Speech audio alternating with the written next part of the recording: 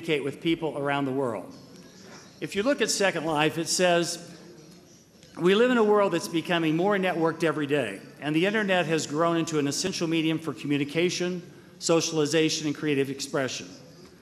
Virtual worlds like Second Life represent the future of human interaction in a globally networked world.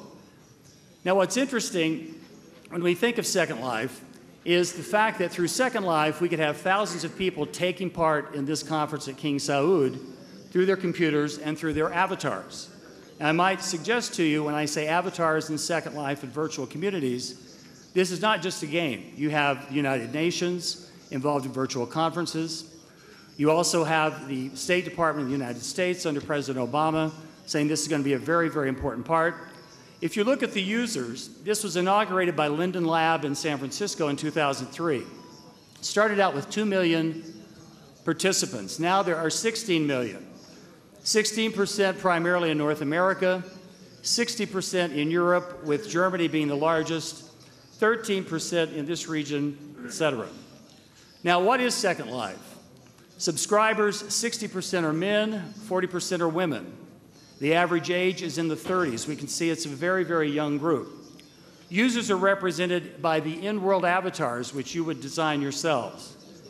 When you look at Second Life, you can see that various cities, various universities, over 120 universities in the United States have a presence on Second Life, so that you can actually go online, and many of the people looking to go to college will go on Second Life and see what the university is. This is Boston Island.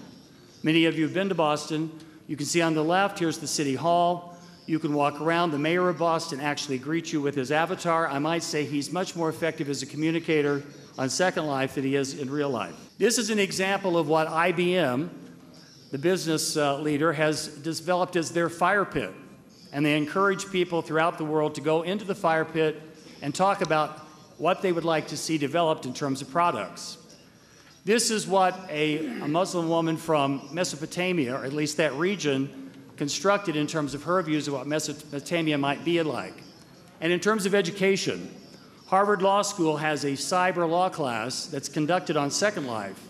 So students at King Saud probably in the future will be able to actually be at King Saud, or they can take classes with their professors on Second Life. This is also a piece of Jeddah that was constructed by Muslims in that, of course, western city in Saudi Arabia. When you think about Second Life, it's a virtual bridge for cultures. People are using virtual worlds to tell stories about religion, culture, themselves. Humans have evolved from people separated by time and distance to a world connected by technology with freedom to interact and live together in virtual worlds that transcend national boundaries and ideologies. What I'd like to do now is to give you an example of the Second Life spots that you can see with regard to technology. And this is going to be a piece that was constructed by Muslims and this is about a trip to Mecca. So take a look at it, and you can see there are various ethical issues and cultural issues that you should An altered look about the hills, a Tyrian light, the village hills. As we listened to Pip's readings, we thought about each avatar as a voice furthering the understanding of a new global culture. These are the avatars. And this is the part about culture and the trip to Mecca. Breathe Swindlehurst gave us a tour of the Hajj, created for Muslims and non-Muslims in Second Life. The sight of the Kaaba is an extremely, extremely emotional experience for Muslims. In the physical world, we would have bathed and said the following prayer. Labbaik Allahumma hajjan, which means I come to you, Allah, to perform the Hajj. So make us live in peace and die in peace, and permit us into paradise, the abode of peace. All the Hajj experience is built around the story of Ibrahim and his wife and his son Ismail. The black stone fell from the sky, from paradise, but it was blackened by the sins of people.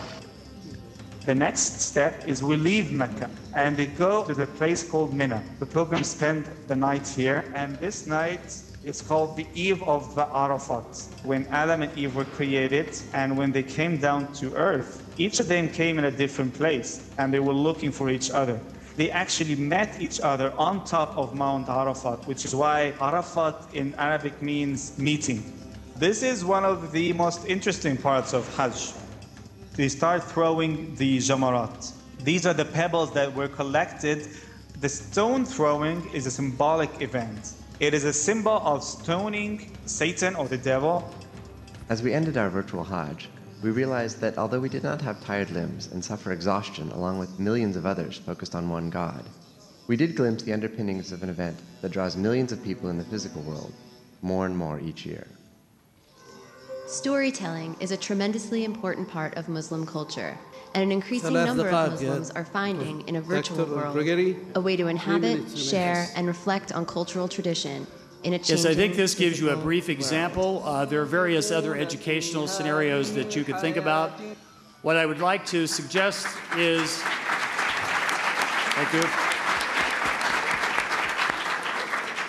I would encourage especially the leaders of Saudi Arabia for tomorrow to take advantage of all these communication technologies and to realize that through Second Life, as well as your version of YouTube, and I met the person doing it yesterday, that you can help bridge the gap. Because when it comes down to it, this conference and the people who put it together are attempting to engage all of us in understanding, communication, to find out what we share in common and to respect the differences. Thank you very much.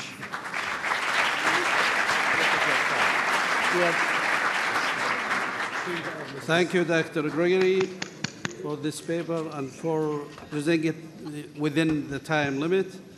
الورقة التالية الرابعة والأخيرة في هذه الجلسة وتكون مسك الختام في هذه الجلسة للدكتور محمد عبد الوهاب الفقيه الكافي، وعنوان بحثه إدراك الجمهور اليمني لبروز القضايا الدولية ولأبعادها المعرفية كما تعكسها الفضائيات الإخبارية، دراسة تطبيقية على قناة الجزيرة.